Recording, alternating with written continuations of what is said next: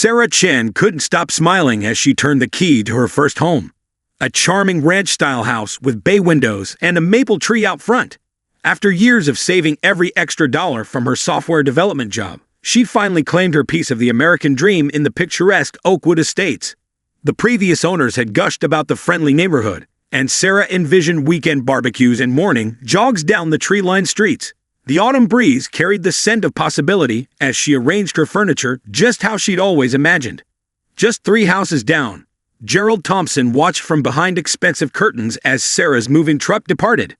His fingers tapped methodically on the windowsill as his eyes calculated the dimensions of her property. What interested him most wasn't the house itself, but the unusual strip of land extending beyond the standard lot line. A quirk in the original development plans that the previous owners had fiercely protected. Gerald's lips curled into a tight smile. Perhaps this newcomer wouldn't understand the true value of what she owned until it was too late. As HOA president for 15 years, Gerald had mastered the art of reshaping the neighborhood to his vision, one property line at a time.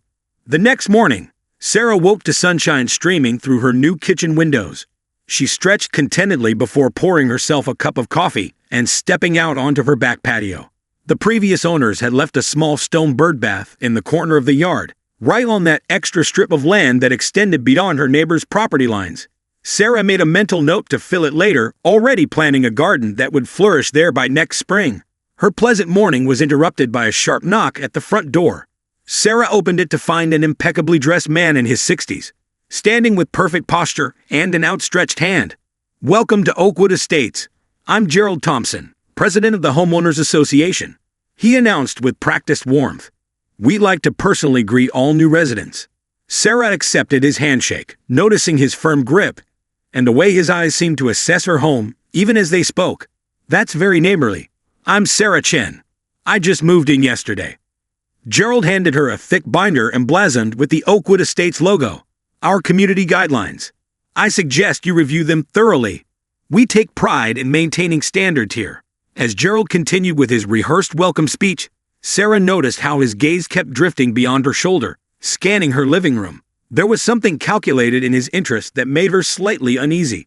"I was wondering," Gerald said casually, "if you've had time to review your property survey. The previous owners had some confusion about the boundaries." Sarah tilted her head. "No confusion that I'm aware of. Everything was clearly marked during the closing process." Something flickered across Gerald's face. Disappointment, perhaps, before his practiced smile returned. "Well, don't hesitate to reach out if you have questions. The HOA is very particular about property usage, especially in areas that might affect community aesthetics." As Gerald walked away, Sarah watched him pause near the edge of her driveway, his eyes lingering on that strip of land beside her yard. He took out his phone and appeared to make a quick note before continuing down the street. Something about the interaction left Sarah feeling vaguely unsettled, though she couldn't quite place why. Sarah's phone chimed with yet another email from the Homeowners Association, the third this week. She frowned at the subject line. URGENT, Compliance Notice Number 4. Opening it revealed allegations about improper landscape maintenance and a threat of daily fines. Sarah glanced out at her perfectly maintained yard in confusion. Nothing seemed amiss, just as with the previous notices about invisible garbage bins and non-existent architectural changes. Deciding to address the situation directly, Sarah walked down the street and knocked on Gerald Thompson's door. The HOA president greeted her with practiced charm, inviting her in for coffee served in delicate china cups that matched his meticulously arranged living room. "We take pride in Oakwood Estates," Gerald explained with a smile that never reached his cold eyes. "The standards preserve everyone's property values." As their conversation continued, Gerald casually mentioned that the side portion of her lot was actually shared space, and she shouldn't place anything there. That evening, Sarah spread her property documents across her dining table. The survey clearly showed the disputed land belonged to her. A quick search through county records revealed something disturbing. Similar complaints had been filed against her home's previous owners, all focused on that same strip of land. Further digging uncovered a pattern. Several homeowners had faced intense pressure over irregular property features that Gerald seemed particularly interested in acquiring. Sarah's pulse quickened as she realized this wasn't random harassment, but something far more calculated. Sarah's phone rang early Saturday morning. It was Marcus Devereaux, a neighbor from across the street whom she'd met at a community barbecue the previous weekend. "Just checking if you got one of Gerald's famous notices yet," Marcus said, a hint of knowing humor in his voice. Sarah sighed. "4, actually. All about supposed violations that don't exist."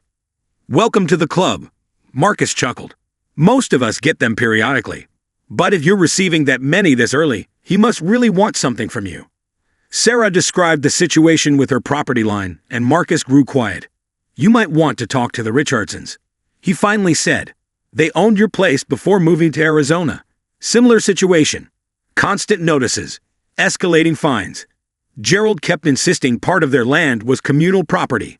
After ending the call, Sarah noticed a figure standing near her property edge. Gerald was chatting with another board member, both gesturing toward her yard. She watched as Gerald pointed specifically to the birdbath she'd recently filled. The men didn't notice her observing them from her kitchen window. Later that afternoon, Sarah drove 30 minutes to the county records office. A helpful clerk assisted her in accessing additional property documents.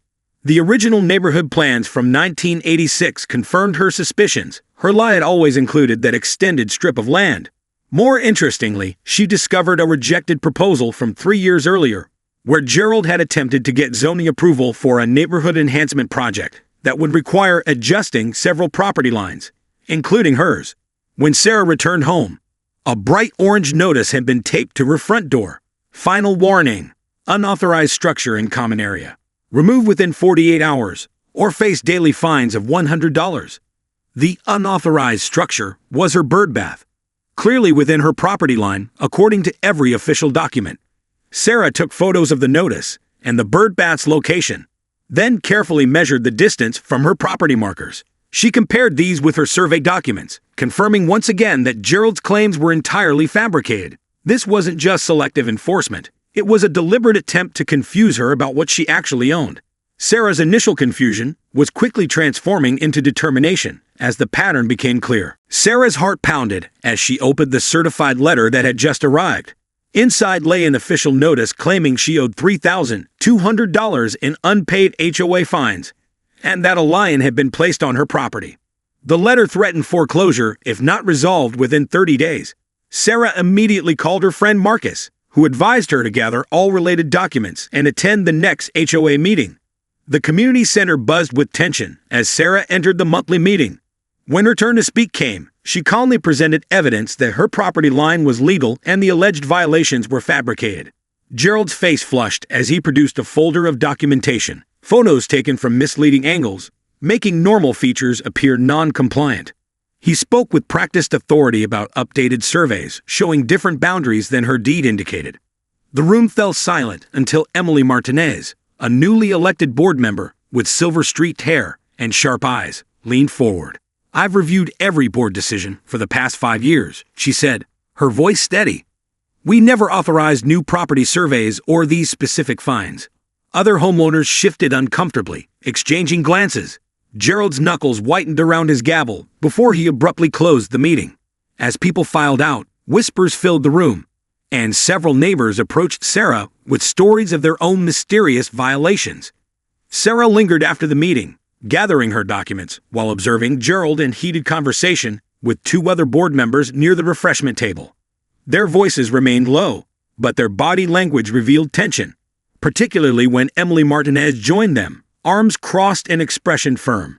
"You handled that well," came a voice behind Sarah. She turned to find an older gentleman extending his hand.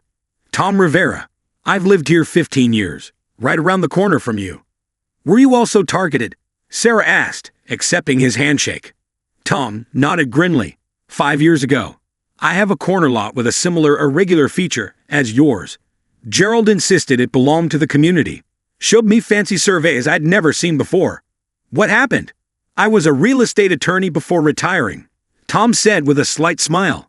Gerald didn't know that when he started. Once I threatened legal action and copies of this so-called documentation, the violations mysteriously vanished. 2 days later, Sarah received an unexpected visitor. Emily Martinez stood on her doorstep, a thick folder tucked under her arm. "May I come in?" Emily asked, glancing over her shoulder. "I think we need to talk." Over tea at Sarah's kitchen table, Emily explained that she'd been suspicious of Gerald's methods since joining the board 6 months ago. Things don't add up. Board votes happening without all members present. Financial reports with vague categories. And these property disputes keep emerging with selective enforcement. Emily opened her folder, revealing copies of board minutes, financial documents, and property records. "Look at this pattern," she said, pointing to highlighted sections. Every property targeted has some unique feature, a corner angle, extended boundary, or unusual easement. And each time, Gerald produces new surveys that no one authorized.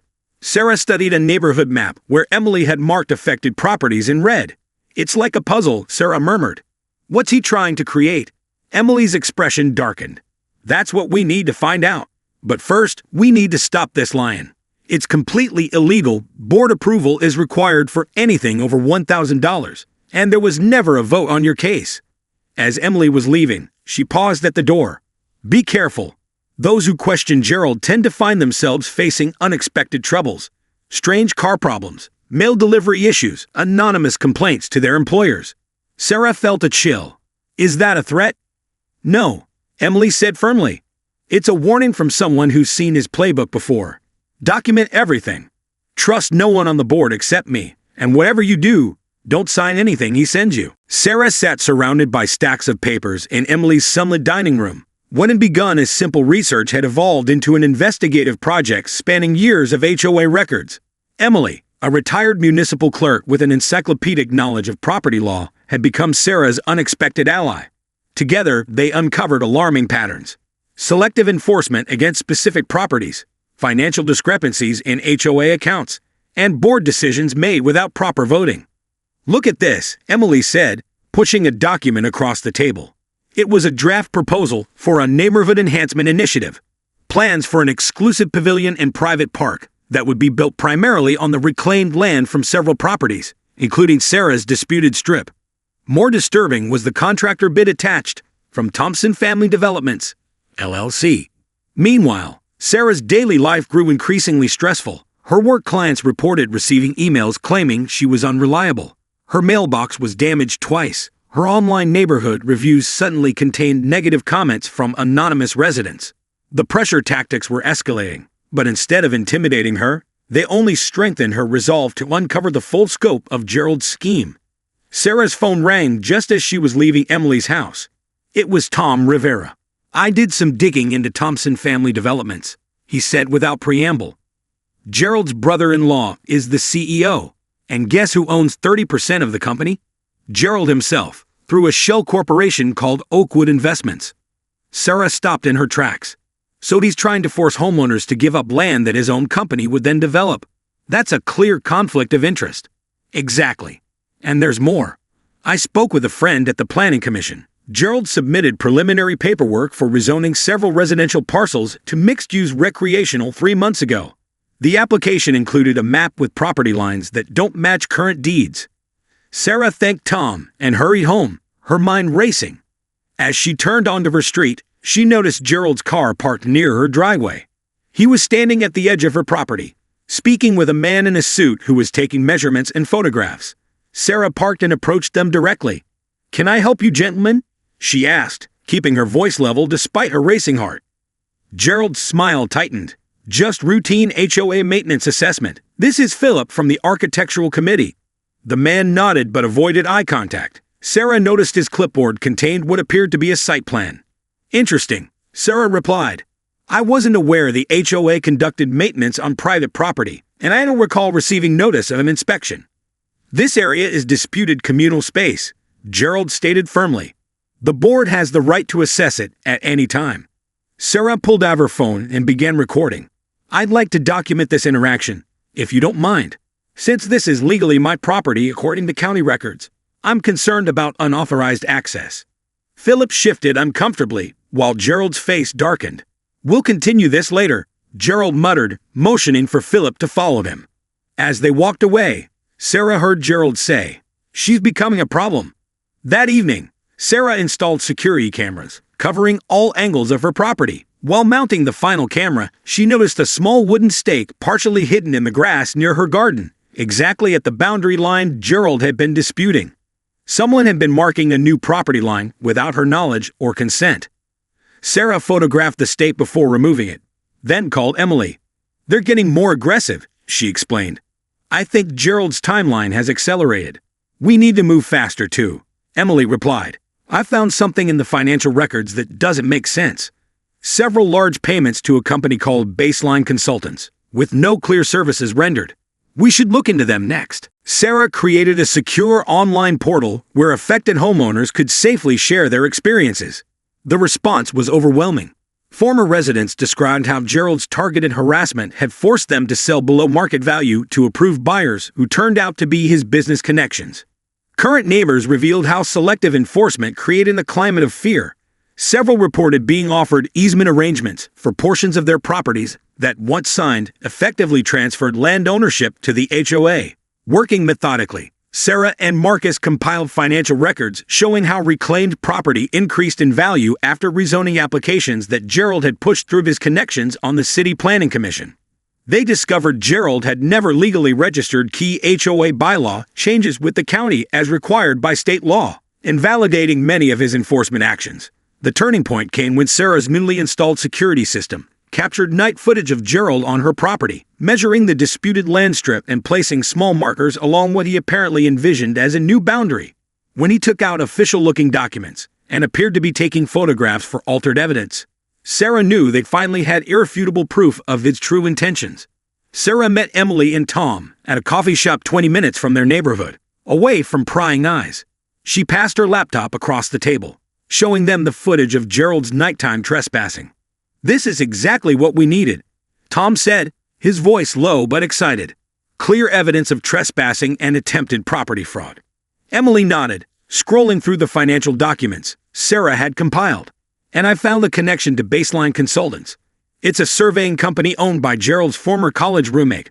They've been creating these fraudulent property surveys for years." "There's more," Sarah added, pulling out a folder. "I contacted 3 former homeowners who sold under pressure. Each one signed what they thought was a standard HOA compliance agreement before selling.